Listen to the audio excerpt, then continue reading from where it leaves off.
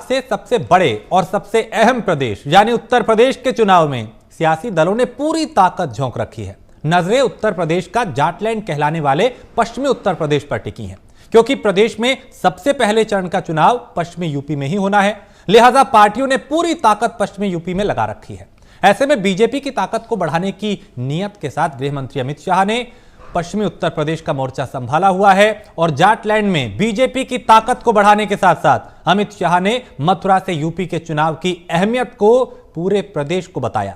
मथुरा में एक मंच से गृह मंत्री अमित शाह ने साफ संदेश दिया कि उत्तर प्रदेश का चुनाव पूरे देश के लिए बहुत बड़ा होने वाला है और उन्होंने यह साफ कहा कि यूपी का चुनाव किसी मंत्री या मुख्यमंत्री का नहीं बल्कि उत्तर प्रदेश का चुनाव पूरे भारत के भाग्य का फैसला करने वाला है। यानी अमित शाह ने यह साफ संदेश दिया कि यूपी के चुनाव का असर सिर्फ उत्तर प्रदेश ही नहीं बल्कि पूरे देश पर होने वाला है। और अमित शाह के इस बयान ने यूपी के चुनाव की अहमियत के साथ यूपी के विपक्षी दलों के लिए चैलेंज भी बड़ा कर दिया है। और इस चैलेंज को विपक्ष किस तरह देखता है, शाह के इन लगातार दौरों का क्या जवाब है विपक्ष के पास, इसे हम समझेंगे। एक वरिष्ठ पैनल अब से कुछ देर में हमारे साथ होगा, जिसमें राजनीतिक पार्टियों के प्रवक्ता होंगे, जिसमें वरिष्ठ पत्रकार होंगे।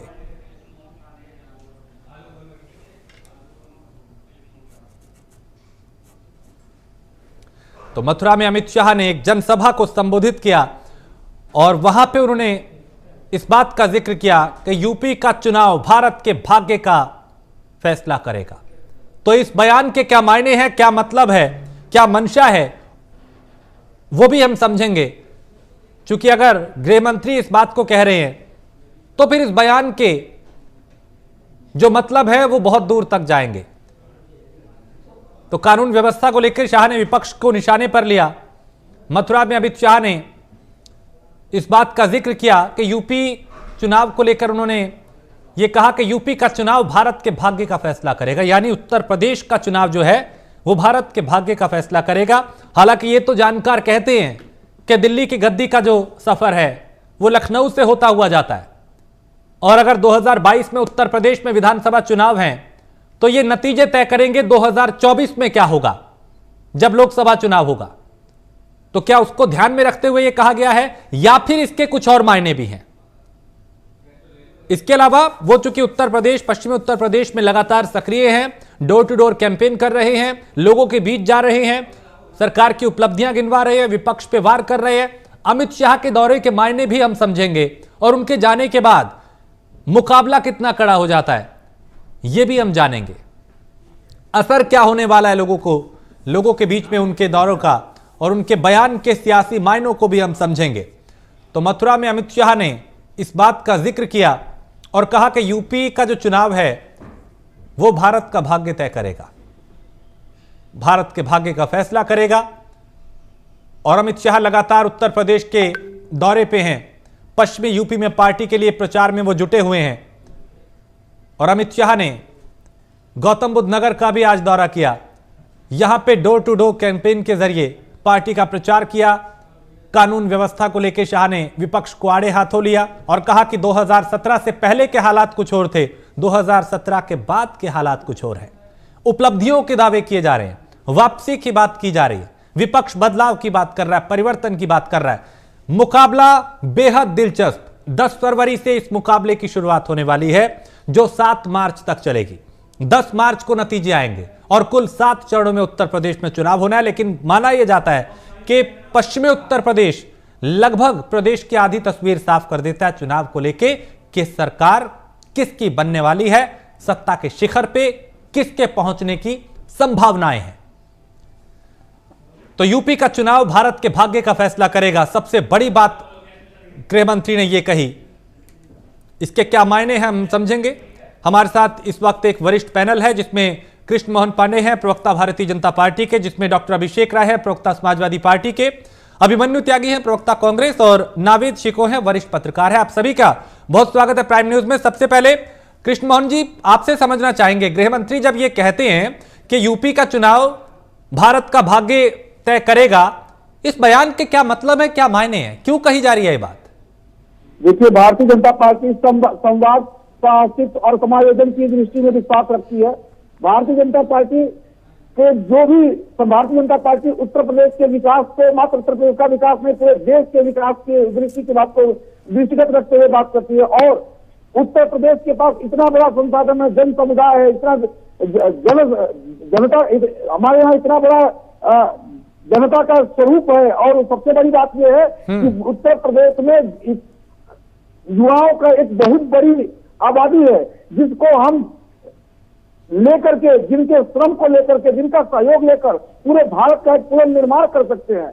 ऐसे दृष्टि में यदि आदरणीय गृहमंत्री अमित शाह जी ने यह चर्चा की है तो निश्चित तौर पर यह स्वागत योग्य है। और देश के भाग्य का फैसला अब उत्तर प्रदेश से लिखा जाएगा। अब उत्तर प्रदेश के युवा अपने कौशल से, अपने क्षमता से पूरे राष्ट्र का विकास करेंगे। और उत्तर प्रदेश का जितना ही ज्यादा विकास होगा उतना ही इस देश के का भी विकास होगा। क्योंकि नहीं, लेकिन कृष्णमोहन जी देखिए, नहीं वो ठीक है, मैं ये कह रहा हूं कि जब जिस तरीके का ये बयान गृह मंत्री ने दिया है, उत्तर प्रदेश में चुनाव है तो उत्तर प्रदेश में उत्तर प्रदेश के मुद्दों की ही बात होगी ना। वहां के युवाओं के लिए क्या करेंगे, वहां पे रोजगार के लिए क्या किया जाएगा, वहां की बुनियादी सुविधाओं के लिए क्या किया जाएगा, पूरे भारत के भाग्य का फैसला होगा। इसके क्या मायने हैं?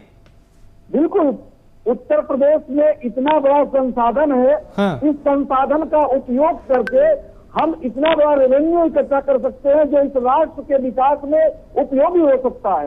आदरणीय अमित शाह जी ने इसी बात पर दृष्टिगत रखते हुए कहा है कि उत्तर प्रदेश में एक बहुत बड़ा संसाधन है। उस संसाधन को आज तक रोका गया, उस संसाधन की आज तक लूट की गई, परंतु अब उस संसाधन को उत्तर प्रदेश के विकास में लगाया जाएगा। उत्तर प्रदेश के विकास से ही देश का विकास संभव है, क्योंकि उत्तर प्रदेश के पास बहुत बड़ी आबादी है, उत्तर प्रदेश के पास बहुत बड़ा युवा समुदाय है, उत्तर प्रदेश के पास बहुत बड़ा संसाधन है। इस संसाधन को साथ लेकर चलेंगे और इसके विकास को हम भारत के विकास की धारा में जोड़ेंगे। ठीक है, डॉक्टर अभिषेक राय, देखिए अमित शाह का ये बयान समाजवादी पार्टी कैसे देख रही है, क्या प्रतिक्रिया? क्योंकि जब वो कहते हैं कि उत्तर प्रदेश का जो चुनाव है, जो नतीजे हैं वो भारत का भाग्य तय करेंगे।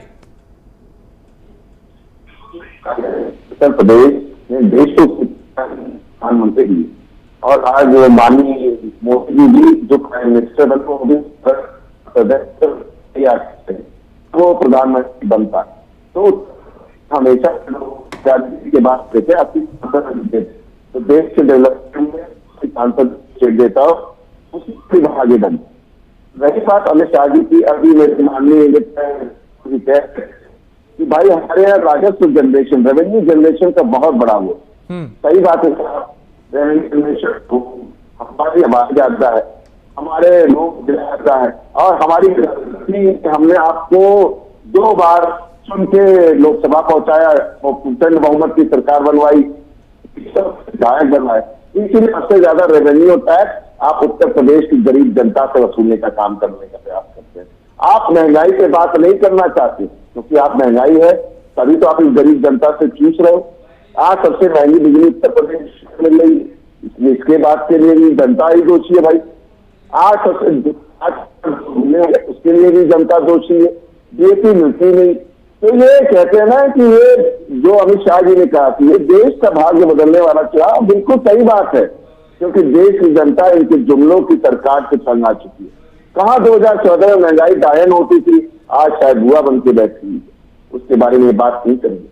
बेरोजगारी की बात आप कर लो, आप देख रहे हो हमारी सरकार जो है उत्तर प्रदेश की, जब हमारी सरकार थी हम लैपटॉप बांटते थे, आप प्रयागराज में देख लो हॉस्टल में घुस के मारा है बच्चों को, यही बच्चों को मारा है वो क्योंकि रोजगार मांग में।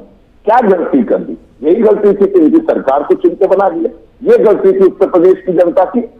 आज माताओं बहना कितने सेफ है सबको पता है, चाहे हाथरस की बेटी को ले लो, चाहे लखीमपुर खीरी का ले लो, चाहे आप शाहजहांपुर ले लो, चाहे उन्नाव ले लो, चाहे गोरखपुर ले लो, मैं गिनाते गिनाते थक जाऊंगा। आज पूरे देश में कहीं भी आईपीएस भगोड़ा है तो उत्तर प्रदेश का है। आपकी बात पे ही कृष्णमोहन पांडे कुछ कहना चाह रहे हैं, उनका कमेंट ले लीजिए फिर आगे अपनी बात कंटिन्यू कीजिएगा। कृष्णमोहन जी। हमारे मित्र अभिषेक जी ने कहा कि जनता ने 2 बार चुनकर भेजा एमपी में और 1 बार प्रचंड बहुमत दिया। हाँ साहब, बिल्कुल उत्तर प्रदेश की जनता का हम धन्यवाद देंगे जिन्होंने इस भारत के जो विकास में एक नई इबारत लिखने के लिए भारतीय जनता पार्टी को सहयोग किया।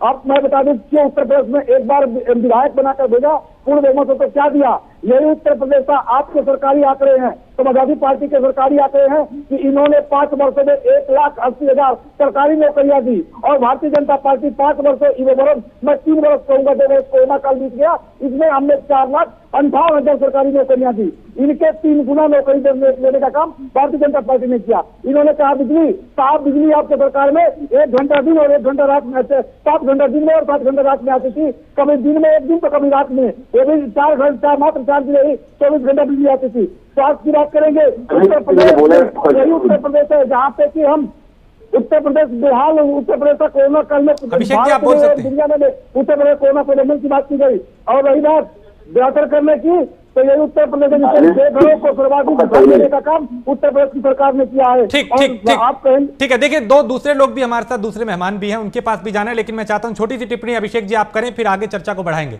अभिषेक राय। देखिए, कृष्ण मोहन पांडे जी इनसे सीधा सवाल पूछा, बहुत सीधा सा सवाल। कहते हैं ना, बिजली एक दिन में घर से पैदा नहीं होती, अब बिजली बनाने के लिए आपको करना होगा। उसके लिए मैं आपसे सीधा सवाल पूछता हूँ, 5 पावर स्टेशन के नाम बता दी 17 से 22 के दौरान बिल किया। आज 22 है, आज 27 जनवरी 22 है। मैं आपसे सीधा सवाल है, कितनी पावर ट्रांसमिशन लाइन आप लोगों ने बता दी, कितने आपने super fitter thermal power plant बढ़ा दिए उत्तर प्रदेश में, कितने कोयला संयंत्र लगा दिए आपने? ये सीधा सवाल है, क्योंकि आप लोगों से जुमलों की सरकार हो, फिर चुनाव होगा ये साहब, वो तो चुनावी जुमला था। आपके गृह मंत्री जी ने कहा 15 लाख तो जुमला हो गया ना। इसलिए भारतीय जनता पार्टी के चाल और चरित्र पे विश्वास नहीं कर रहा। जो 700 किसान शहीद हो गए, उत्तर प्रदेश में जा रहे थे, और उन 7 किसान के घर क्यों नहीं जाते गृह मंत्री जी? क्यों नहीं माफी मांगते? जब देश के प्रधानमंत्री माफी मांग सकते हैं तो गृह मंत्री जी क्यों नहीं जाते उनके घर में माफी मांगते? और अजय मिश्रा के को अभी तक बर्खास्त नहीं किया, जिनके बेटे ने कृष्ण पांडे जी, हमारे मित्र अभिषेक जी ने कहा कि कितने पावर प्लांट लगाए, 7 पावर प्लांट लगाए नहीं, वही पावर प्लांट है उसको बेहतर तरीके से ऊर्जा उत्पादन करके, और 24 घंटा बिजली शहरों में और 18 घंटा बिजली ग्रामीण इलाकों में देने का काम किया है, जो पूरे उत्तर प्रदेश जनता ने। ठीक है, आप ये कह रहे हैं कि हमने काम किया है, परंतु आप 7 घंटा बिजली देते थे। और वही बात मैं लौटता हूँ, अभिमन्यु त्यागी, मैं लौटता हूँ, 1 सेकंड, 2 लोग हो रहे हैं हमारे साथ, उनके पास एक बार चलते हैं, फिर चर्चा को और आगे बढ़ाएंगे। अभिमन्यु त्यागी, जब गृह मंत्री देश के कहते हैं कि उत्तर प्रदेश का चुनाव भारत का भाग्य का फैसला करेगा, इस पे कांग्रेस की क्या प्रतिक्रिया है? कैसे इस बयान को आप लोग देख रहे हैं? देखिए, 5 साल के दौरान यहाँ लोगों ने नोटबंदी भी देखी है, जीएसटी में भी देखा किस तरह से गलत तरह से इन्होंने जीएसटी लगाए, 300 से ज्यादा रिफॉर्म करे हैं। इसी तरह 2 बार लॉकडाउन भी देखा है इन लोगों ने, और गंगा में लाशें भी बहती हुई देखी है, बेरोजगारी भी बढ़ती हुई देखी है, छात्रों की पिटाई भी देखी है। 40 रुपए का पेट्रोल 100 रुपए में खरीदा गया है, 300 रुपए का सिलेंडर 1000 रुपए में बेचा गया है, 3 रुपए की बिजली 7.5 रुपए में खरीदी गई है। तो किस तरह से लूटा गया है चारों ओर से। आज 1 रुपए की माचिस 3 रुपए की है।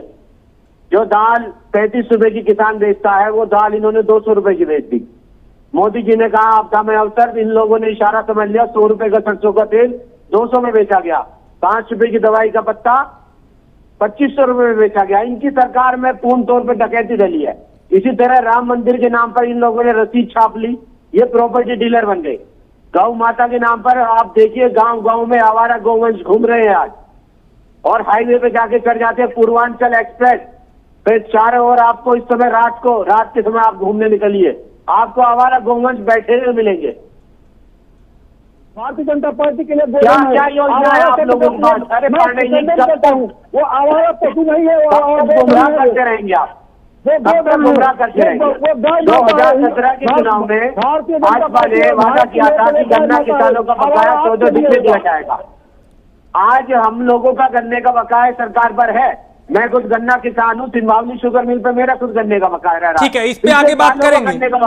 ठीक है, इन पहलुओं पे भी पर्दा उठाएंगे इससे, लेकिन फिलहाल चूंकि गृह मंत्री अमित शाह के बयान और उनके सियासी दौरे जो हैं उसके क्या मायने, इस पे हम बात करें। नाविद शिको जी, आपसे समझना चाहेंगे, चूंकि राजनीतिक पार्टियों के प्रवक्ता अपने अपने दावे करने लगते हैं, लेकिन गृह मंत्री जब ये कहते हैं कि उत्तर प्रदेश का चुनाव भारत के भाग्य का फैसला करेगा, तो इस बयान को किस संदर्भ में देखें, इसके क्या मायने हैं और वो क्या संदेश यहां पे दे रहे हैं? देखिए, एक बहुत बात साफ है, पिछले 7-8 साल का अगर पूरा परिदृश्य देखिए तो इस बात पे कोई शक नहीं है।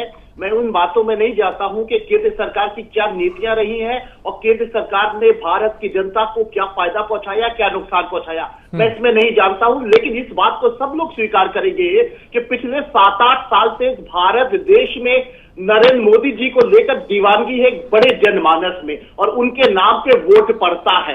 पिछले 2 लोकसभा चुनाव में भारतीय जनता पार्टी प्रचंड बहुमत से जीती, और उसके बाद कई राज्यों में जो विधानसभा चुनाव हुए उसमें उत्तर प्रदेश को अपवाद अगर मान लीजिए तो अधिकांश राज्यों में की जनता ने बीजेपी को जिताया, कई जगह जिताया, कई जगह हराया, लेकिन जहां भी जिताया वहां पर प्रचंड बहुमत नहीं दिया, सिरे पे जीते हैं। कई राज्यों में वो हारे हैं। यदि एक बात भारतीय जनता पार्टी समझ गई है कि नरेंद्र मोदी जी को लेकर एक बड़ा विश्वास लोगों के मन में है, और लोकसभा में वो अपना बहुत ही दिल खोल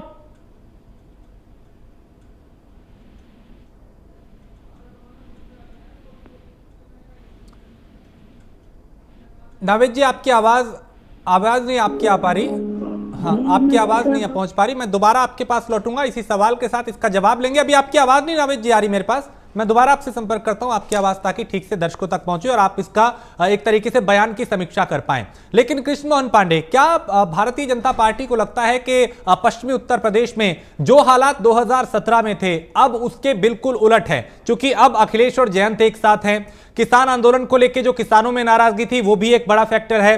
जाटलैंड में जाटों की नाराजगी भी कई बार कहा गया है कि खुल के सामने आई है। तो क्या इस बार जो मुश्किलें हैं आप लोगों के लिए वो बढ़ती हुई दिखाई दे रही है? यही वजह है कि गृह मंत्री को घर घर जाना पड़ रहा है? देखिए, जहां तक अखिलेश जी और जयंत जी की बात है, तो आपने देखा होगा कि इससे पूर्व में आदरणीय मायावती जी और आदरणीय अखिलेश जी साथ में आए थे। तो ये लगता था यही उत्तर प्रदेश और यही विपक्ष के लोग थे, बोलते थे दूरबीन से देखने पर भारतीय जनता पार्टी का एक कार्यकर्ता, एक सांसद नहीं जीत रहा है, और यही उत्तर प्रदेश है। इन दोनों के एक साथ होने के बावजूद प्रचंड बहुमत दिया उत्तर प्रदेश में से, और लगभग 63% हमारे यहाँ से जीत के गए। दूसरी बात, इन्होंने आपने कहा कि गन्ना किसान नाराज है। साहब, किसान नाराज नहीं है। किसानों के लिए हमने किसान बिल वापस कर लिया और उनसे माफी मांगी, और उनको पता है किसान को कि किसान हितैषी कौन है। 6,000 रुपए सालाना मात्र भारतीय जनता पार्टी उनको देती है। यही किसान है जिनको सपा सरकारों में एक यूरिया के बोरी के लिए 4 बजे भोर में लाइन लगाना पड़ता था, और 7 बजे यूरिया नहीं मिलती थी, आटे मिलती थी। यही किसान है जिनको 6 घंटे 5 घंटा बिजली मिलती थी, और यही उत्तर प्रदेश है जबकि दुकानों पर भी जगह जगह पर यूरिया की जगह मिलता है और 24 घंटा बिजली मिलती है। और मैं आपको बता दूं कि जगह घर घर जा रहे अमित शाह जी, ये तो चुनावी व्यवस्था है। इस चुनावी व्यवस्था में चुनाव आयोग ने कहा है कि घर घर डोर टू डोर कैंपेन करेंगे। हाँ। और एक बात मैं उनको दूसरे दृष्टि में लेता हूँ कि जब राजमहल से निकलकर व्यक्ति जब सुदूर जंगल में जाता है तो राम रह जाता है। हम अपने 5 वर्षों के किए गए कार्य जनता के बीच में रिपोर्ट कार्ड लेकर जा रहे हैं, और जनता को जो 5 वर्षों में विकास किया है दिखा रहे हैं और बोल रहे हैं। जरूर उनसे कह रहे हैं कि 12 से 17 तक को याद कीजिएगा, और हमारे 17 से 22 याद कीजिएगा, और कीजिएगा जो बेहतर विकास किया होगा उसे याद कीजिएगा। अभिषेक, आप टिप्पणी कर रहे हैं? सर राजेश जी, मैं बहुत सीधी सी बात, अपने हमारे मित्र ने अभी कहा ना कि इन्होंने किसानों से माफी मांगी। माफी आदमी कब मानता है? जब गलती करी हो। तो क्या आप ये मानते हो कि आपने वो जो 3 काले कानून ले आए थे वो गलती थी, जो आपने बिना संसद में चर्चा कराए वो पास कर दी? उनसे 700 किसानों का क्या होगा? पांडे भाई सवाल तो सुन लो यार, पांडे भाई सवाल सुन लो, क्यों इतना उतावले हो रहे हो आप? सवाल पूछ रहा हूँ आपसे भाई, आप सत्ता में सवाल पूछने का विपक्ष क्या है? पूछने दीजिए ना सवाल। मैं आपसे सीधा सवाल पूछ रहा हूँ कि आपने बिना बहस का वो कानून पास करा, अब बिना बहस वो कानून आपने वापस ले लीजिए। तो क्या आपको लगता था वो कानून सही था? और सही था तो प्रधानमंत्री जी ने माफी क्यों मांगी? और अगर माफी मांगी तो उन 700 किसानों का क्या हुआ? वो जो शहीद हुए किसान जो 378 दिन बैठे रहे, तो सिर्फ चुनाव के हार का डर था क्या? सिर्फ इसीलिए आपने वो क्या? अभी मैंने बोला ना कि आपके पास सीधे सवाल, आपने बोला कि जो बिजली घर हमने बनाया उसे आपने बहुत अच्छे से चलाया, आपको साधुवाद है, कम से कम आपने ये तो माना कि बिजली घर समाजवादियों ने बनाए थे। हम यही बात तो कहते हैं कि हम उत्तर प्रदेश का संसाधन भाई कृष्ण मोहन जी प्लीज क्या तो रहा भाई, आराम से क्यों उग्र हो रहे हैं मित्र, आराम से ब्लड प्रेशर बढ़ जाएगा। लेकिन अभिषेक सवाल यहाँ पे ये भी उठ रहा है कि जब गृह मंत्री घर घर जाके प्रचार प्रसार कर रहे हैं पश्चिमी उत्तर प्रदेश में, लगातार वो अलग अलग इलाकों में जा रहे हैं, तो जो अखिलेश और जयंत की जोड़ी है, लगता है आपको कि कमजोर पड़ेगी और उनकी ताकत ज्यादा हो जाएगी? जबकि जब इफेक्ट तो पड़ेगा, प्रभाव तो होगा जब गृह मंत्री खुद लोगों के बीच में जाएंगे। राजेश जी, गृह मंत्री जी पश्चिम बंगाल भी गए और क्या नहीं उन्होंने वहां पे किया। सारे देश ने तमाशा देखा कि भैया गृह मंत्री जी को खतरा है, गृह मंत्री जी की जान पे खतरा है। क्या नहीं किया गृह मंत्री जी ने वहां, सारी दुनिया ने वो खेला देखा। अब खेला हो गया। उत्तर प्रदेश में खदेड़ा होने जा रहा है इनके विधायकों को गांव में नहीं घुसने दिया जा रहा। मैं पूछ तो रहा हूं अमित शाह जी, उन 700 किसानों के पास और जो लखीमपुर के किसान है जिनके ऊपर गाड़ियां रोक दी गई, कब जाएंगे? भाई गृह मंत्री हो, एक आदमी के मंत्री नहीं हो, पूरे इंडिया के गृह मंत्री है। उन किसानों के प्रति भी जिम्मेदारी बनती है, डॉक्टर अभिषेक राय की भी उनकी जिम्मेदारी बनती है और पांडे जी के लिए भी जिम्मेदारी बनती है। तो क्यों नहीं गृह मंत्री जी ये पूछते? क्यों उस गृह मंत्री जी ने अपना डिप्यूटी बना रखा है जिसके बेटे ने किसानों को रौंद दिया? क्या जवाब देना चाहते हैं अजय मिश्रा टीम के खिलाफ? हिस्ट्री टीचर है वो 1996 के। ठीक है, जवाब ले लेते हैं कृष्णमोहन जी। अगर उन्होंने भड़काऊ बयान नहीं दिया होता तो उनके बेटे की हिम्मत नहीं होती। कृष्णमोहन पांडे वो रौंद देकर गाड़ियों से SIT रिपोर्ट में आ गया था, बैलिस्टिक रिपोर्ट में आ गया। लेकिन अभिषेक, उनका तर्क यह है कि जिसने गलती की है उसको सजा दी जा रही है, वो जेल में है। आगे का जवाब उनसे कृष्ण जी से एक बार फिर ले लेते हैं। कृष्णमोहन पांडे, देखिए मैं इनको जवाब देना पांडे जी, अब सुन लीजिए अभिषेक भाई, प्रेशर आपका भी बढ़ जाएगा, सुन लीजिए। इन्होंने कहा कि लखीमपुर से कब माफी मांगे साहब, वहां पे घटना हुई और तुरंत FIR हुआ और उसको जेल भेज दिया गया और उस पर जांच भी कराई हमने। और दूसरी बात, ये इन्हीं की सरकार थी और इनका एक मंत्री था जिसने एक नाबालिग के साथ रेप किया और उस रेप को जस्टिफाई करने के लिए उनका मंत्री मुख्यमंत्री के सामने घूमता रहा, मुख्यमंत्री के साथ घूमता रहा। 3 महीना बाद हाई कोर्ट के कहने पर FIR हुआ और 6 महीना बाद सुप्रीम कोर्ट के कहने पर गिरफ्तारी हुई, इसको टिकट दिया, उसको साथ लेके घूमते रहे और आज कोर्ट ने उसको विक्टिम घोषित कर दिया, कोर्ट ने उसको दंड दिया है, वो आजीवन कारावास की काट रहे। और इनका एक व्यक्ति जो पूरे पश्चिम में दंगों का दोषी है, ना ही मतलब जितने लोग पश्चिम में दंगों के दोषी हैं उनको इन्हें टिकट दिया। मुद्दे पे रहे, मुद्दे अभिषेक बहुत शॉर्ट में टिप्पणी कीजिए, अभिमन्यु के पास जाना है। हाँ अभिषेक जी,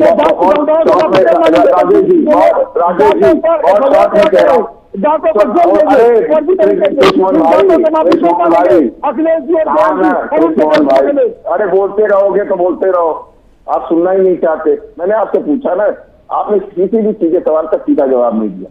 आप कहते हो तुरंत जेल भेजा, तो 6 दिन तुरंत होता है। सुप्रीम कोर्ट को क्यों आपके ऊपर टिप्पणी करनी पड़ी कि भैया 302 के हर मुलजिम के साथ? सारी दुनिया पता है, इस पर डिबेट में नहीं बैठ चुके हम लोग कि 302 के हर मुलजिम के साथ उत्तर प्रदेश में ये होता है, VIP ट्रीटमेंट मिलता है। आप ऐसी बातें मत करो, जनता सब समझती है और जनता वो दर्द नहीं बोली है। ठीक है, आप जाओगे ना, जैसे आपके डिप्टी चीफ मिनिस्टर को दौड़ाया गया गाँव में, वैसे विधायकों को दौड़ाया गया। अभिमन्यु त्यागी, ठीक है मैं लौटता हूँ। अभिमन्यु त्यागी, गृह मंत्री अमित शाह जब डोर टू डोर कैंपेन करते हैं, उत्तर प्रदेश के जिलों में जाते हैं, गांव में जाते हैं, लोगों के घर में जाते हैं, आपको लगता है आप लोगों के लिए चुनौती और बड़ी होने वाली है? देखिए, ये बौखलाहट है अमित शाह जी की, मजबूरी में उन्हें उतरना पड़ रहा है। अमित शाह जी और मोदी जी मंच से सांसदों का अभिवादन तक नहीं लेते हैं, इतने दुरूर में रहते हैं। पर इन्हें पता लग गया है कि जो पश्चिमी उत्तर प्रदेश में चुनाव है, यहाँ किसानों ने इस तानाशाही सरकार को घुटने में लाने का काम किया। अब इन लोगों ने क्या काम किया? 80 बनाम 20 का जुमला छोड़ा, वो कामयाब नहीं हो पाया। अली बाहुबली बजरंग बली का जुमला छोड़ा, वो कामयाब नहीं हो पाया। अमित शाह जी कैराना पहुंच के पर्चे बांटते, वो कामयाब नहीं हो पाया। ध्रुवीकरण का इनका जो फॉर्मूला था वो कामयाब नहीं हो पाया। तो फिर से जाटों पे भी पहुंचे, जाटों को भी रिझाने लग गए। इन्हें डर है कि कहीं सपा RLD गठबंधन में इनके पास अब जाट न चले जाए। लेकिन ये चारों ओर गोगलाहट है। अब इन्हें प्रदेश याद आ रहा है। कोरोना के दौरान लोगों ने लाशें बहती हुई देखी है। 2017 में इन लोगों ने वादा किया था कि 14 दिन में गन्ने का बकाया देंगे। इन्होंने वादा किया था 375 रुपए कुंटल गन्ने का दाम देंगे। आज गन्ने का दाम कुल 350 रुपए है। इसी तरह इन्होंने वादा किया था 3 रुपए यूनिट बिजली देंगे। इन्होंने 5 साल लूटा 7.5 रुपए यूनिट के हिसाब से। इन्होंने कहा कि छात्रों को मुफ्त लैपटॉप देंगे हम, लैपटॉप कहीं नहीं मिला। देखिए चारों ओर देखिए हर चीज झूठ जुमला। 15 लाख केंद्र में कहा 2 करोड़ नौकरियां देंगे, हर चीज झूठ निकली इनकी। तो सांप्रदायिकता के मुद्दे पर, हिंदू मुस्लिम के मुद्दे पर चुनाव लड़ने के लिए चले, वो भी निकल पाए इनका फैसला। तो इनकी हार यहाँ निश्चित है, पश्चिमी उत्तर प्रदेश में ये हार कर जा रहे हैं। ठीक है, आपको लगता है कि उनके लिए रास्ते जो हैं वो बेहद मुश्किल हैं। मैं नावेद जी, आप मुझे सुन पा रहे हैं? मैं आपके पास आऊंगा और आपसे इस सवाल का भी जवाब लेंगे, चूंकि आपकी बात आधे में रह गई थी कि इस बयान के क्या मायने हैं, और गृहमंत्री अमित शाह जब पश्चिमी उत्तर प्रदेश का दौरा कर रहे हैं उसके सियासी मायने भी हम आपसे समझेंगे। लेकिन उससे पहले एक छोटे से ब्रेक के लिए रुकना है। ब्रेक के उस पार भी हम लगातार इस चर्चा को जारी रखेंगे कि आखिर गृहमंत्री अमित शाह के इस दौरे के क्या मायने हैं, उनके बयान का क्या मतलब है। ब्रेक के लिए रुकेंगे, जल्द लौटेंगे।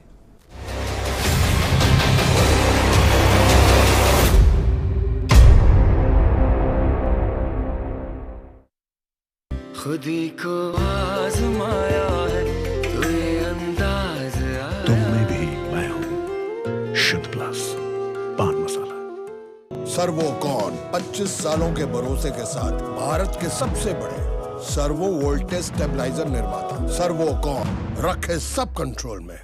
जब पशुओं को मिलेगा प्यार और मिल्को मोर पशु आहार, तो दूध बहेगा, मुनाफा बढ़ेगा। मिल्को मोर पशु आहार, खास जड़ी बूटियों से बना पेट सफा आयुर्वेदिक चूर्ण। आज ही ले आएं। पेट सफा पहली रात से ही असर दिखाता है और इसकी आदत भी नहीं पड़ती। पेट सफा, हर रोग दफा। बहुजन समाज पार्टी की राष्ट्रीय अध्यक्ष बहन कुमारी मायावती जी की उत्तर प्रदेश की जनता से अपील है कि वे सामाजिक एवं आर्थिक परिवर्तन के महानायक महात्मा ज्योतिबा फूले, छत्रपति शाहूजी महाराज, नारायणा गुरु बाबा साहेब डॉक्टर भीमराव अंबेडकर व मान्यवर श्री कांशीराम जी आदि के सपनों को साकार करने तथा प्रदेश में विकास एवं कानून का राज कायम करने हेतु बीएसपी की सरकार बनाने के लिए पार्टी के सभी विधानसभा प्रत्याशियों को हाथी चुनाव चिन्ह के सामने वाले बटन को दबाकर उन्हें जरूर विजयी बनाएं। अरे भैया, तुम्हें कब से क्या? लोग ऐसी गंभीर समस्या को हंसी मजाक में उड़ाते। खास जड़ी बूटियों से बना पेट सफा आयुर्वेदिक चूर्ण। आज ही ले आएं। पेट सफा पहली रात से ही असर दिखाता है और इसकी आदत भी नहीं पड़ती। पेट सफा, हर रोग दफा।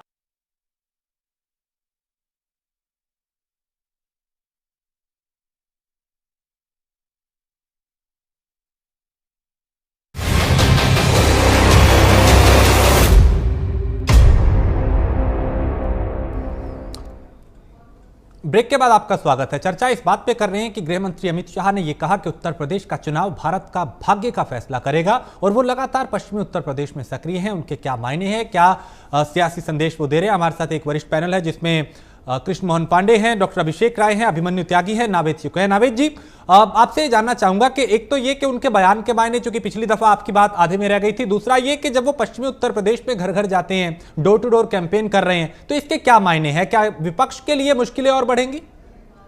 देखिए, पहली बात तो बिल्कुल साफ है। मेरी आवाज साफ आ रही है? जी जी। हाँ, देखिए, पहली चीज तो ये कि भारतीय जनता पार्टी के लिए एक बहुत बड़ी चुनौती ये चुनाव इसलिए बन गया है क्योंकि उत्तर प्रदेश में जातिगत रुख जो है वो लामबंदी मजबूत हो गई है। ऐसे में भारतीय जनता पार्टी के लिए चुनौतियां बढ़ गई है। होता क्या है कि भाजपा की सफलता के पीछे हिंदुत्व का मुद्दा होता है, और हिंदुत्व के मुद्दे के पीछे जातियों को एकजुट करके हिंदुत्व की तरफ के साँचे में ढाला जाता है, और भाजपा हमेशा जीतती रही है। लेकिन उत्तर प्रदेश का दुर्भाग्य कहिए या चुनावी जो संस्कार है वो कहिए कि उसमें जातियां जो है जब वो लामबंद हो जाती हैं तो धार्मिक कट्टरता कहीं ना कहीं कमजोर पड़ जाती है, और हिंदुत्व का मुद्दा जो है कहीं ना कहीं कमजोर पड़ जाता है। ये ऐसा मौका है जब समाजवादी पार्टी ने जो जातीय समीकरण है उसकी लामबंदी बहुत मजबूत कर ली है, एंटी इनकम्बेंसी भी है। ये तमाम चीजों को लेकर भाजपा और सपा के बीच में कांटे की टक्कर है। ऐसी स्थिति में भाजपा की स्ट्रेटजी जो समझ में आ रही है वो ये समझ में आ रही है कि यहाँ पर हमें मोदी का जो जादू है, नरेंद्र मोदी जी को जो लोकप्रियता है उसका हमें जादू चलाना है, उसको कैश कराना है। क्योंकि ये इत्तेफाक रहा है कि भाजपा लोकसभा पिछले 2 चुनावों में तो बहुत भारी बहुमत से जीती, लेकिन इस दौरान जो राज्यों के चुनाव हुए उसमें भाजपा को जीत तो हुई लेकिन प्रचंड बहुमत से नहीं जीते। यानी लोकसभा में मोदी के नाम अच्छा वोट पड़ता है देश में, लेकिन राज्यों में जब चुनाव होता है तो जो प्रदेश का नेतृत्व है उसकी परफॉर्मेंस के हिसाब से पड़ता है, जो कि कमजोर भी पड़ जाता है, क्योंकि इस बात में कोई शक नहीं है कि नरेंद्र मोदी जी जैसी लोकप्रियता भारत के किसी भी राज्य में किसी भी नेता की उसके बराबर भी नहीं है। और भाजपा ये जानती है कि मोदी जी का कहीं ना कहीं करिश्मा उनको हमें लाना है। अमित शाह जी ने बात जो कही है, उन्होंने कहा कि ये केंद्र का मुस्तकबिल है, ये देश का मुस्तकबिल है, यानी उन्होंने केंद्रीय चुनाव की संज्ञा दी है। और उन्होंने उनके कहने का आशय यह है, उनके कहने का मतलब यह है कि आप यूपी में ज्यादा से ज्यादा वोट जो है वो मोदी जी के नाम पर दीजिए, क्योंकि इसका फायदा मोदी जी को होगा, अगले लोकसभा चुनाव में होगा और इसका असर देखने को मिलेगा। यानी पूरे तरीके से केंद्रीय नेतृत्व जो है नरेंद्र मोदी जी का जो चेहरा है उसको बार बार उत्तर प्रदेश में लाने की कोशिश की जा रही है। उसका कारण यह है कि जब मोदी जी का चेहरा सामने आता है तो जाति के जितने भी समीकरण है वो सब धराशायी हो जाती है, क्योंकि भाजपा की एक बहुत अच्छी स्ट्रैटेजी है कि वो हिंदुत्व की बात भी कहती है और जातियों का समीकरण भी बहुत अच्छा जाल बिछाते और एक कॉकटेल तैयार करती है जिससे उसको विजय मिलती है। और भाजपा ये जानती है कि पिछले जितने भी लोग विधानसभा चुनाव हुए उसमें हमें जीतने के लिए बहुत संघर्ष करना पड़ा और बहुत बड़े पैमाने पर वो नहीं जीते हैं। कहीं पर वो 10 सीटों से जीते हैं, कहीं 8 सीटों से जीते हैं, कहीं 20 सीटों से जीते हैं। तो उत्तर प्रदेश में जहां पर जातिगत समीकरण जितने तेज हो गए हैं तो उनको ये लग रहा है कि मोदी का चेहरा लाना है और हमें ये बताना है कि यूपी की जनता को ये बताना है कि अगर आप विधानसभा चुनाव में वोट दोगे तो ये ताकत मोदी जी की होगी, ये ताकत अगले लोकसभा चुनाव की होगी, ताकि देश को जो प्रोग्रेस की बात वो कहते हैं मोदी एक नए भारत को ला रहे हैं, एक नई उम्मीदें बांधते हैं। तो मुझे लगता है कि मोदी जी का चेहरा पेश करने का एक ये तरीका है और वो बार बार इसे जोड़ रहे हैं कि इसको विधानसभा या उत्तर प्रदेश का चुनाव नहीं मानिए, इसको मोदी जी का चुनाव मानिए, केंद्र का, और एक बार फिर से भाजपा को केंद्र में लाने का चुनाव मानिए। एक चीज तो ये हो गई। मैं आपकी चर्चा सुन रहा था, दो चीजों पर मैं बात करना चाहता हूँ, बस 1 मिनट से ज्यादा नहीं वक्त दूंगा। एक तो ये चीज के गौवंश की बात जहां पर हुई और तर्क वितर्क हो रहा था, मैं एक बात कहना चाहता हूं कि इस बात में कोई शक नहीं है कि भारतीय जनता पार्टी की चुनावी स्ट्रेटजी बहुत अच्छी होती है और किसी भी तरह से वो जनता के बीच में जाके वो अपनी बात रखते हैं। इस वक्त मुझे याद है कि विधानसभा चुनाव के जो भाजपा के मुद्दे हुआ करते थे उसमें गौ रक्षक की बात हुई थी, गौवंश की बात हुई थी और गौवध को रोकने की बात हुई थी। और उसके बाद में जब योगी सरकार आई तो उस पर बहुत अच्छा काम भी हुआ और बाकी कुछ घटनाएं भी दुर्भाग्यपूर्ण हुई जिसमें मॉब लिंचिंग की बात थी और तमाम ऐसी बात थी। लेकिन इस बात में भी कोई शक नहीं कि अब जब 4.5-5 साल हो गए हैं और चुनावी बिल्कुल बच चुका है, ऐसे में जो रिपोर्ट्स आ रही है उसमें एक रिपोर्ट ये आ रही है कि भारतीय जनता पार्टी से जुड़े लोग, उनके प्रशंसक और उनके वोटर भी ये कह रहे हैं कि पशुओं से हम परेशान हो गए हैं, हमारी खेती जो है वो तबाह होती जा रही है, उसका कोई रास्ता नहीं है। मुझे लगता है कि भाजपा को कोई ना कोई एक ऐसी पेश करनी होगी बात, विपक्ष को इस बात की पेश करनी होगी कि गौवध तो रोका जाएगा और रोका गया है कि बहुत अच्छी बात है। गाय के साथ लोगों की भावनाएं हैं, वो मां है, इस बात में कोई शक नहीं है और उस भावनाओं का पूरा आदर होना चाहिए। लेकिन उसका क्या रास्ता होगा, वो जो पशुओं का आतंक है उसको रोकने के लिए, यानी आवारा पशु जो है वो एक बड़ी चुनौती है उत्तर प्रदेश में। लेकिन इसके लिए भाजपा या विपक्ष कोई फार्मूला पेश नहीं कर रही है कि हम गौवध भी रोकेंगे और किसान परेशान भी नहीं होंगे, गौशालाएं जो फेलियर हो गई है, जो फेल हो गई है, और उसके लिए कोई फार्मूला पेश नहीं हो रहा है। मुझे लगता है कि ये निष्क्रियता है राजनीति की। ठीक है कृष्ण मोहन जी, क्या देखिए उत्तर प्रदेश में उपलब्धियां कम पड़ गई या फिर मुद्दे कम पड़ गए जो आपको केंद्र की जो उपलब्धियां हैं, नरेंद्र मोदी के नाम का एक बार फिर सहारा लेना पड़ रहा है और बात भारत की जा रही है यूपी के चुनाव में कि भारत का भाग्य तय होगा? बिल्कुल गलत बात है। ये बातें कही जा रही है, विपक्ष के द्वारा कही जा रही है, उनका अपनी स्ट्रेटजी है कि कुछ भी कर सकते हैं। उत्तर प्रदेश में सिर्फ हम विकास को गिनाएं, हम जनता के बीच में सिर्फ उत्तर प्रदेश से भी विकास को गिरा रहे हैं। ये वही उत्तर प्रदेश है जहाँ पे मात्र एक हाईवे, एक एक्सप्रेस वे हुआ करता था यमुना एक्सप्रेस वे, और ये वही उत्तर प्रदेश है जिसमें 5 एक्सप्रेस वे है। यही उत्तर प्रदेश है जहाँ पे मात्र 2 इंटरनेशनल एयरपोर्ट हुआ करते थे, आज यही उत्तर प्रदेश है जहाँ पे कि 5 इंटरनेशनल एयरपोर्ट बनने जा रहे हैं। ये वही उत्तर प्रदेश है जहाँ पे कि मात्र 7 हवाई पट्टी हुआ करती थी, आज 32 हवाई पट्टी है। आज ये उत्तर प्रदेश है जहाँ पे मात्र, ये सरकारी डाटा है, ये 6-7 से ये 12 से लेकर 17 का सरकारी डाटा है कि मात्र 7,913 किलोमीटर सड़कें बनी थी, और यही उत्तर प्रदेश है जिनको 16,000 किलोमीटर सड़कें बनवाई है। ये वही उत्तर प्रदेश है जहां पे कि बिजली मात्र और मात्र 7 घंटे, कभी दिन में तो कभी रात में आती थी। ये उत्तर प्रदेश 24 घंटे चमचमाता हुआ उत्तर प्रदेश है। ये उत्तर प्रदेश है जहाँ अपराधी कहीं भी किसी को उठा ले आते थे। यहाँ पे IT सेक्टर था, इनकम फ्रॉम टेरर, अपराध का एक यहाँ पे इंडस्ट्री थी और यही उत्तर प्रदेश है जहाँ अपराधी अपना टैग लगा के घूमते हैं कि हमें गिरफ्तार कर लीजिए। आई रिपोर्ट है संगठित गिरोह में 84% अपराध में कमी आई है। संगठित गिरोह में पुनः मैं बोल रहा हूँ, संगठित गिरोह में 84% अपराध में कमी आई है, तो छोटे मोटे अपराधों में 44% कमी आई है। जो उत्तर प्रदेश देश का पहला राज्य बना है जिसकी इकोनॉमी 2 लाख करोड़ हुआ करती थी और आज 6 लाख करोड़ इकोनॉमी है, मतलब 3 गुना इकोनॉमी उत्तर प्रदेश की बड़ी है। उत्तर प्रदेश अपने विकास के पथ पर है। और ठीक है पांडे जी, आपकी बात आ गई, आपकी बात पहुंच गई यहां तक और दर्शकों तक। लेकिन अभिषेक जी देखिए, क्या जब आप लोग चूंकि कई छोटे छोटे दलों को साथ लाए हैं, कई बीजेपी के लोग भी आपके साथ आ गए, लेकिन क्या चुनौती तब बढ़ जाती है जब शीर्ष नेतृत्व भारतीय जनता पार्टी का चुनावी मैदान में होता है, जमीन पे होता है, और उस तरीके की मेहनत हमें आप लोगों की तरफ से दिखाई नहीं देती? अखिलेश यादव क्या ऐसे डोर टू डोर अभी मौजूदा वक्त में कर रहे हैं? क्या जयंत चौधरी करते दिखाई दे रहे हैं? क्या शिवपाल यादव करते हुए दिखाई दे रहे हैं? क्या अन्य जो आपके सहयोगी दल है वो इस तरह लोगों के बीच जा रहे हैं? अगर जा रहे हैं तो उनके संदेश क्या है? राजेश जी, मैं बस एक ही भाई को जवाब दे रहा हूँ। बड़ी इकोनॉमी की बात कर रहे थे, उसका ये आरबीआई द्वारा पब्लिश है। उस बुक का नाम है हैंडबुक ऑफ इकोनॉमिक मतलब handbook of statistics on Indian economy 2020। Please जरूर जाकर उसे पढ़ लीजिएगा। उसने बताया कि क्या आपकी स्थिति है। जो कहते हैं ना, जो हमारे सरकार में जो डर था वो कितना था और आपकी सरकार में कितना डर था, सबको पता है। प्लीज जरूर जाके पढ़ लीजिएगा। जनता को गुमराह मत करिए। आप तो जुमले देते हो। मैं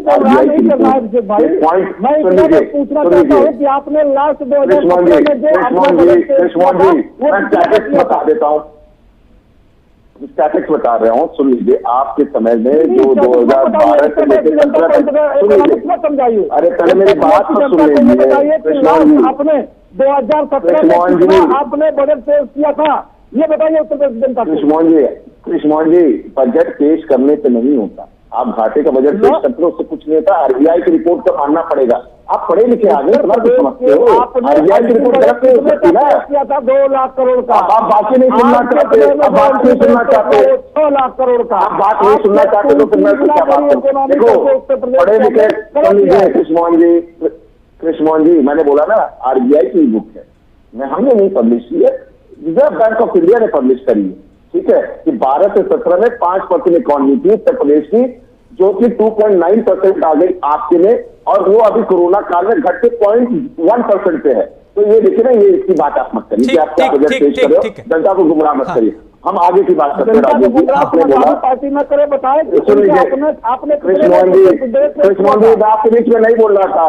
कृष्णमोहन जी, मैं बोलने नहीं दूंगा भाई। अगर ऐसे करोगे तो बोलने नहीं दूंगा मैं आपकी। आपसे ज्यादा पॉइंट है और आपसे ज्यादा वो है। जनता आपको जवाब आपको देना है। 5 साल सरकार आपने चलाई है। राजेश जी, आपका सवाल था, आपका सवाल था कि अमित शाह जी के डोर टू डोर कैंपेन करने से साथ इनकी जमीन छिपक गई, इनके पास जमीन बची नहीं, इन्होंने अपने सारे बड़े चेहरे उतार दिए। हमारे यहाँ एक कहावत है ना, एक अकेला लड़ जाएगा और जीतेगा और आगे बढ़ जाएगा। अखिलेश जी वही अकेले लड़ रहे हैं। इनकी पूरी भारतीय जनता पार्टी की सरकार से, ईडी से, आईटी से, सीबीआई से, सबसे लड़ रहे हैं। अकेले लड़ते हुए आगे बढ़ रहे हैं और इनका डर देखिए, इन्होंने अपने सबको उतार दिया। अभी आपने कहा कि ये कैसे आज भारत की बात करते हैं, क्योंकि उत्तर प्रदेश में गिनाने के लिए कुछ नहीं। अभी हमारे नावेद साहब ने कहा कि ये बात करते हैं, मोदी जी की बात करते हैं। साहब, चुनाव मोदी जी का नहीं, चुनाव योगी जी का। ठीक है, चुनाव योगी का सरकार बनानी है, योगी सरकार नहीं। ठीक है, अभिमन्यु त्यागी, देखिए जिस तरह से भारतीय जनता पार्टी के जो दिग्गज है वो चुनावी मैदान में हैं, लेकिन कांग्रेस के जो चेहरे हैं वो कहां हैं? क्यों उस तरह का प्रचार प्रसार नहीं किया जा रहा? बल्कि आपके तो वो लोग जो कई दशकों से साथ थे वो भी अब आपका साथ छोड़ते जा रहे हैं। तो क्या पहले से ज्यादा हालत खराब आपकी हो रही है या पहले से कुछ अच्छा होने वाला है? देखिए, चुनाव के समय तो हर दल में भगदड़ मची रहती है। सब लोग अपने समीकरण के हिसाब से उधर चले जाते हैं। आराम जयराम का ये मामला चलता है। स्वामी प्रसाद मौर्य जी को देख लीजिए, दारा सिंह चौहान जी को देख लीजिए, कितने नेता इधर से उधर चले गए हैं।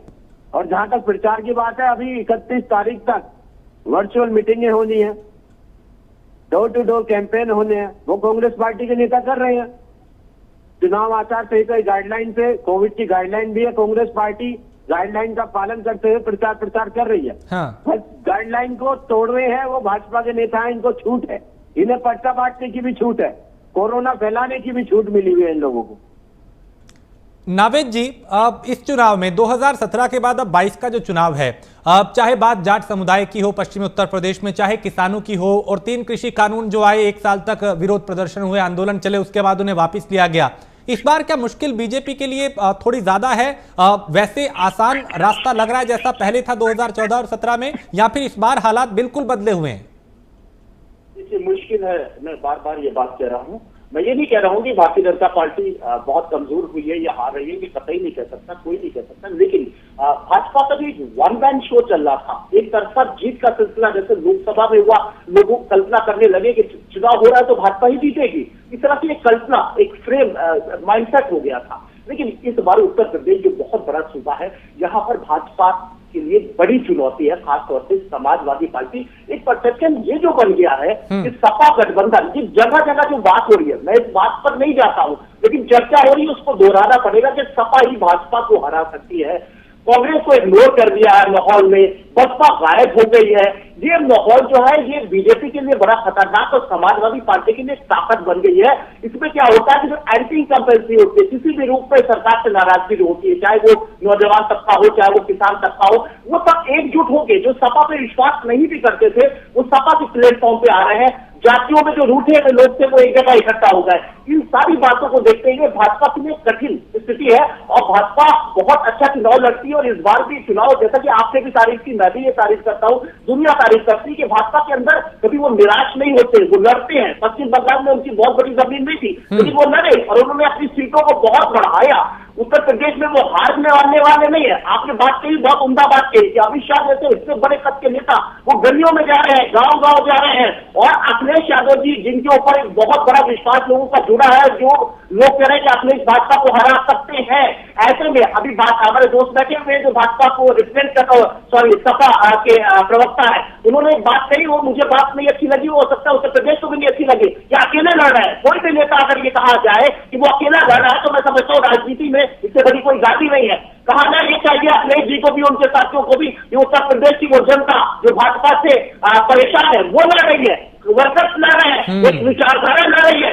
ये कहना तो ईगो है कि हमारा अकेला नेता, अकेला जन लड़ रहा है, कोई नहीं लड़ता है। वर्कर्स संगठन लड़ता है, जनता लड़ती है, जो हराती है या जिताती है, उसमें किसी एक नेता का नाम लेने के पीछे घमंड होता है, जो भाजपा में भी है, सपा में भी है और बसपा में भी रहा है। उसमें किसी एक नेता, कोई नेता अकेले नहीं लड़ता है, विचारधारा लड़ती है, उसका संगठन। आप लड़ रहे हो जो आप इस समय आपकी पार्टी को रिप्रेजेंट कर रहे हो, उसकी पैरवी कर रहे हो, आप लड़ रहे हो, आप जैसे लाखों वर्कर लड़ रहे हैं, एक विचारधारा लड़ रही है, कोई नेता अकेले नहीं लड़ता है। ये कहना भी ठीक नहीं कि नरेंद्र मोदी या अमित शाह जी अकेले लड़ रहे हैं, उनका बहुत बड़ा संगठन है, उनकी ताकत है, उनकी आशाएं है, वो लड़ रही है। ठीक, अभिषेक जी आप कुछ कह रहे हैं? नावेद जी, मैं अभी आप बड़ी तारीफ कर रहे थे मोदी जी की, क्या मोदी जी के नाम पे भाजपा नहीं लड़ती? उसी तरीके से समाजवादी पार्टी अखिलेश जी के नाम पे लड़ती है और 403 से हर आदमी, जितने कैंडिडेट वो अखिलेश यादव है, जितने हमारे लोग हैं वो सिर्फ अखिलेश यादव समझ के लड़ रहे हैं। चाहे वो हमारा छोटा कार्यकर्ता हो, चाहे बड़ा कार्यकर्ता हो, वो माननीय राष्ट्रीय अध्यक्ष के लिए लड़ रहा है और वो उत्तर प्रदेश की जनता के लिए लड़ रहा है। आप मोदी का नाम करो, कहते हैं ना, आप करो तो चमत्कार, हम करें तो हाथ। इस तरीके से नहीं चलेगा। हम अपने नेता का सम्मान करते हैं, हमारी जैसे यूथ सम्मान करती है, किसान सम्मान करते हैं, बेरोजगार चाहते हैं, महिलाएं चाहती हैं, बहनें चाहती हैं, सब लोग चाहते हैं कि अखिलेश जी आ रहे हैं। जैसे हम बता रहे हैं आपको, 10 मार्च को सिंचाई का बिल माफ होगा और भारतीय जनता पार्टी को उत्तर प्रदेश से सुपड़ा साफ होगा। ठीक है, कृष्ण मोहन जी, जब पिछली बार की बात करें इस बार के चुनाव में मुश्किलें कितनी हैं आपके लिए, और आपको क्या लगता है पश्चिमी उत्तर प्रदेश में चाहे जाट समुदाय हो या फिर किसान हो, कुछ ऐसे काम हुए जिसके चलते वो आप ही के साथ रहेंगे या इस बार छिटकेंगे? देखिए क्या है, रही बात जहां तक किसानों की, तो उत्तर प्रदेश का किसान बहुत बेहतर तरीके से इस बात को जानता है कि पूर्ववर्ती और इसके पूर्व में 70 वर्षों में सबसे बेहतर कार्य किसी ने किसानों के लिए किया तो भारतीय जनता पार्टी ने किया है। इसके एक मानवी है कि 6,000 रुपये सालाना हमने किसानों को दिया, तो किसानों के DAP के दाम जो 2,000 हो गए थे उसको 1200 रुपये दे रहे हैं। और किसानों को अधिक से अधिक लाभ देने का लगभग 47 योजनाएं, जो इसके पूर्व में सरकारों के पास कोई योजना नहीं थी किसानों के लिए, 47 योजनाएं हम चला रहे हैं। तो किसान के कार्ड भी देने का हमने काम भारतीय जनता पार्टी ने किया है। किसानों का हितैषी कोई है तो भारतीय जनता पार्टी है, अन्य कोई दल नहीं। इस बात को ठीक से किसान जानता है। दूसरी बात, जात हमसे नाराज है, जात भाई एकदम, जात हमारे भाई बहन है। जात जो है हिंदू संस्कृति, अपने राष्ट्र के संस्कृति के रक्षक रहे हैं, सदैव देश को आगे ले जाने में उनकी महत्वपूर्ण भूमिका रही है।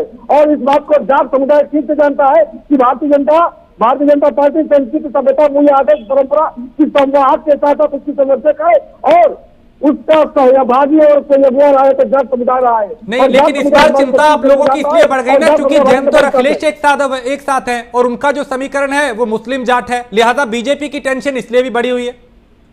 जाटों का, जाट भाइयों का सबसे बड़ा अपमान किसी ने किया है तो समाजवादी पार्टी ने किया है। इसका इतिहास उठाकर देख लीजिए।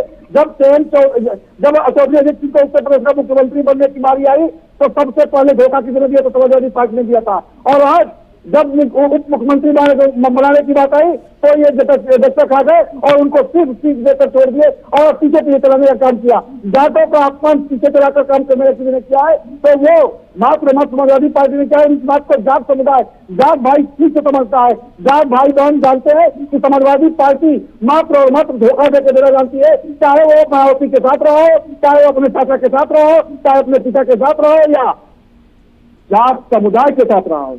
इनका काम सिर्फ धोखा देना है। उत्तर प्रदेश की जनता को धोखा दिया, उत्तर प्रदेश की जनता को चला, अपने परिवार को चला, अजीत सिंह को चला और पुनः एक बार जयंत चौधरी साहब को भी चलने के लिए अपने पीछे लगा लिए हैं। अभिषेक जी हम सब सुन लिया, उनके पास मुद्दे नहीं है, ये हमेशा डिवीजन की राजनीति कहते हैं। देखे ना, कह रहे हैं जाट भाइयों को क्या संदेश देना था। जब जयंत चौधरी जी को प्रलोभन दिया है क्या पहले जाके 700 थानों से माफी मांगो तब हमसे बात करना कोई, तो ये कहते हैं प्रलोभन देने वाली पार्टी, ये कहते हैं डिवाइड एंड रूल। इनका वही कंसेप्ट इनकी और सत्ता हासिल कर लो किसी भी तरीके से। इनके लिए विचारधारा कोई मतलब नहीं। विचारधारा का अगर मतलब होता तो प्रभु श्री राम को गाली देने वाले संजय निषाद, जिसने प्रभु श्री राम के जन्म से इतना विवादित बयान दिया, उसके साथ ये गठबंधन करके लड़ रहे हैं। अब माननीय जी मंत्री जी उसी के साथ मंच साझा करते हैं, माननीय मुख्यमंत्री जी उन्हीं के साथ मंच साझा करते हैं, उसके बाद माननीय मुख्यमंत्री जी जाति बताने का काम करते हैं। तो ये सबको पता है कि ये क्या कर रहे हो क्या नहीं कर रहे। ठीक है अभिमन्यु जी, आप बड़ा खामोश हैं। ये वक्त तो जागने का है, ये वक्त तो मुद्दों का है, ये वक्त तो उस बात का है कि आप लोगों की क्या रणनीति है, किस तरीके से, कहां आपको लगता है कि सरकार जो है वो अपनी जो जनता की उम्मीदें थी उस पर खरी नहीं उतरी है। 17 के बाद अब 22 का चुनाव है, क्या उम्मीदें अपने लिए और क्या मुद्दे इस बार चुनाव में रहने वाले हैं आप लोगों के?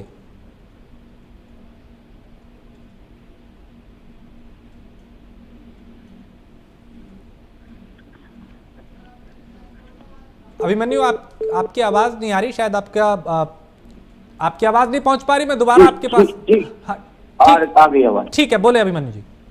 देखिए, कांग्रेस पार्टी पीड़ित पक्ष की तरफ खड़ा है। उन्नाव की जो रेप पीड़ित है उसकी माताजी को कांग्रेस पार्टी ने टिकट दिया, आशा सिंह को। जिन निषादों की नाव तोड़ी गई पुलिस के द्वारा, उसी में से अल्पना निषाद को कांग्रेस पार्टी ने टिकट दिया। एनआरसी में धरना प्रदर्शन करने वाली महिलाओं को जब पुलिस ने पीटा, जेल में भेजा, उसी में से सदफ जाफर को टिकट दिया। कांग्रेस पार्टी पीड़ित पक्ष की तरफ खड़ी हुई है। एक शोषणकर्ता है, एक शोषित है। अभी जनता को तय करना है कि वो शोषित की तरफ है, शोषणकर्ता की तरफ है। शोषणकर्ता लगातार सत्ता में अपना अहंकार दिखाते हुए जनता को प्रताड़ित करता रहा है, कभी जाति के नाम पर, कभी धर्म के नाम पर। आप देखिए किस तरह से मुख्यमंत्री जी ने अपनी स्वजाति अपराधियों को बढ़ाने का काम किया। अगर आज तो 20 अपराधियों की लिस्ट जारी करें तो 20 के 20 सारे अपराधी मुख्यमंत्री जी की स्वजाति के निकले। थानों से लेकर डीएम, एसडीएम की तैनाती भी जाति देखकर इस सरकार में की गई। जो अपने आप को साधु संत और सन्यासी कहते हैं, हिंदू राष्ट्र की, हिंदुत्व की बात करते हैं, उनके राज में जाति को बढ़ाने का काम किया गया, स्वजाति को बढ़ाने का काम किया गया। ये उसी तरह से है जिस तरह सपा की सरकार में अखिलेश यादव जी ने अपनी स्वजाति को बढ़ाने का काम किया था। थाने में तैनाती भी अपनी जाति को 80% कोटा वो दिया गया। इसी तरह पीसीएस तक में उन्होंने अपनी स्वजाति को बढ़ाने का काम किया था। तो ये जो चुनाव होने जा रहा है, ये जाति के खिलाफ चुनाव होने जा रहा है। एक मुख्यमंत्री योगी आदित्यनाथ, अजय सिंह बिष्ट की जाति, एक अखिलेश यादव की जाति की खिलाफ ये चुनाव होने जा रहा है। और साथ में धर्मवाद जो ये भाजपा फैलाती है, हिंदू मुसलमान के खिलाफ चुनाव होने जा रहा है। तरक्की के लिए चुनाव होने जा रहा है, रोजगार के लिए चुनाव होने जा रहा है, और भाईचारे के लिए चुनाव होने जा रहा है। ठीक है नावेद जी, जनता तय करेगी कि वो पीड़ित की तरफ है। नावेद जी, पश्चिमांचल की जब हम बात करते हैं, पश्चिम उत्तर प्रदेश की बात करते हैं, तो 2017 के बाद 22 की अगर बात करें, वो मुद्दे यहाँ के क्या रहने वाले हैं जो हावी रहेंगे, जिसके चलते राजनीतिक पार्टियों की मुश्किलें जो है वो बढ़ेंगी और आसानी जो है वो कम होगी? यानी जो मुद्दे हैं, क्या मौजूदा सरकार उस पर खरा उतरी, उनके वहां पे उस क्षेत्र में ऐसे काम हुए जिसके चलते एक बार फिर जनता वहां भरोसा करेगी, या फिर कुछ कमियां रही हैं जिसके चलते वोट बैंक बढ़ सकता है? आपसे एक बार सवाल फिर से पूछिए प्लीज, हमारा वो फोन करेक्ट हो नहीं। आप सुन पा रहे हैं मुझे? मेरी आवाज आ रही है आपके पास? अब आ रही है, अब आवाज आ रही है। ठीक है, मैं आपसे ये जानना चाहता हूं कि पश्चिमी उत्तर प्रदेश की अगर बात करें, जहां पे दिग्गज मैदान पे है, यहां के मुद्दे क्या इस चुनाव में हावी रहने वाले हैं, और क्या मौजूदा सरकार इस दफे इन 5 सालों में उन उम्मीदों पे खरी उतरी जो पिछली दफा सपने दिखाए गए थे, या फिर कहीं कमियां और खामियां रही हैं जिसके चलते वोट बैंक बढ़ सकता है? देखिए, पश्चिम का अगर आप सवाल पूछ रहे हैं तो पश्चिम में जाहिर सी बात है कि सब लोगों ने देखा, पूरे देश और पूरे प्रदेश ने देखा कि किसान नाराज रहे, और कई राज्यों के किसानों की नाराजगी किसानों के आंदोलन की सूरत में सामने आई। उसमें उत्तर प्रदेश के, पश्चिमी उत्तर प्रदेश के किसानों की एक बहुत बड़ी संख्या थी। यहाँ पर टिकैत का गढ़ है, एक किसानों की यूनियन है जो कि मुखर हुई। बहुत सारी यूनियंस हैं, बहुत सारे किसानों के दल हैं जो नाराज सरकार से रहे, और जाहिर सी बात है कि उनका दबाव रहा, सरकार ने कृषि कानून वापस लिया। इससे ये बात साबित हो गई कि सरकार की नीति में कोई ना कोई गलती थी, उन्होंने अपनी गलती स्वीकार भी की। लेकिन इस बीच में हिंसाएं हुई और कई किसानों की मौत हुई, और जिस तरीके से जो आप लोगों ने गृह राज्य मंत्री के बेटे वाला कांड आया है, ये बहुत नकारात्मक रहा, इसका बहुत बुरा असर पड़ा है। अभी सफाई दी जा रही थी, साहब उनको सजा मिल गई, उससे काम नहीं चलेगा, क्योंकि उनके पिताजी ने सफाई दी थी और बाकायदा डंके की चोट पे कहा था कि मेरा बेटा निर्दोष है, उसने कोई गुनाह नहीं किया। यानी गृह राज्य मंत्री उत्तर प्रदेश के एक बड़े अपराधी को बचा रहे थे, और अगर किसी अपराधी को बचाने की कोशिश की जाती है तो उसके ऊपर एक गंभीर धारा लगती है। उसके बाद भी वो अपनी कुर्सी पर बरकरार रहे, जबकि उत्तर प्रदेश के भी किसान इस बात पे जिद पे अड़े रहे थे कि कम से कम इनको इस्तीफा दे देना चाहिए, इनसे इस्तीफा। ये एक मामला है, बड़ा मामला है। इसके अलावा तमाम ऐसे मामले हैं जिसकी वजह से नाराजगी है, और नाराजगी है, और उसका एक डैमेज कंट्रोल के लिए केंद्रीय नेतृत्व जो है वो कहीं ना कहीं वहां पर भटक रहा है, गली गली जा रहा है। ये भी इस बात का प्रमाण है। पांडे जी, क्या उम्मीद है इस बार मुश्किलें ज्यादा बढ़ेंगी इस बार? नहीं, बिल्कुल नहीं, बिल्कुल नहीं। भारतीय जनता पार्टी के बाद उत्तर प्रदेश की पूरी जनता खड़ी है, और किसान, मजदूर, नौजवान, अल्पसंख्यक, दलित, सारे लोग भारतीय जनता पार्टी के साथ है। और उत्तर प्रदेश का जो नौजवान है, उत्तर प्रदेश का किसान है, ये भारतीय जनता पार्टी के साथ खड़ा है। और उत्तर प्रदेश सिर्फ इसलिए खड़ा है कि उसने उत्तर प्रदेश की बदहाली को देखा है, उसने उत्तर प्रदेश के 12-17 के दंगों को देखा है, उसने भ्रष्टाचार को देखा है, अपराध की इंडस्ट्री को देखा है। इसलिए उत्तर प्रदेश की जनता कुछ। इस चुनाव में क्या मुद्दे, क्या उम्मीदें, और कितनी मुश्किल इस बार आसान होगी या पहले से ज्यादा बड़ी है चुनौती? अभिषेक जी, बहुत छोटे। देखिए, हमारे बहुत छोटे में मैं कंप्लीट कर रहा हूँ राजेश जी। मैं सीधे से बात कर रहा हूँ। इस बार मुद्दा है महंगाई है, बेरोजगारी। जैसे अभी ये कह रहे थे नौजवान इनके साथ है, दौड़ा दौड़ा के नौजवानों को पीटवा रहे हैं आप लोग, चाहे प्रयागराज हो, चाहे कोई भी शहर ले लो, और चाहे 59,000 शिक्षक हो, महिलाओं को सिर मुड़वाने पड़ते हैं। ये आपकी सरकार ने किया। आप इंतजार करो, जवाब मिलने जा रहा है। चलिए ठीक है, और जवाब जो है वो 10 मार्च को आएगा, क्योंकि नतीजे 10 मार्च को आएंगे। बहुत शुक्रिया अभिषेक जी, कृष्ण मोहन पांडे जी, अभिमन्यु त्यागी और नावेद जी को, आप सभी का बहुत शुक्रिया प्राइम न्यूज के साथ जुड़ने के लिए। तो बड़ा सवाल यही है कि पश्चिमी उत्तर प्रदेश में डोर टू डोर कैंपेन गृह मंत्री कर रहे हैं, और जो दिग्गज है वो चुनावी मैदान में है, अपने अपने दावे किए जा रहे हैं, लेकिन जनता किसके साथ गई, किसके खिलाफ गई, इसका फैसला 10 मार्च को होगा जब नतीजे आएंगे। एक ब्रेक के लिए रुकेंगे, ब्रेक के उस पार कुछ और खबरें।